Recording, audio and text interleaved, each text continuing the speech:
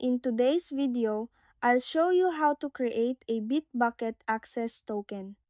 First, open your browser and go to the official Bitbucket website, then log in to your account.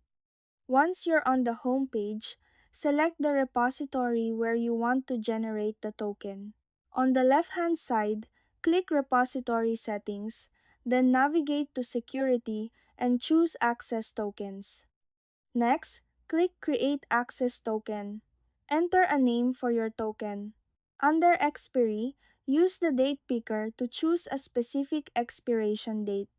Make sure the selected date is within the range allowed by your workspace administrator.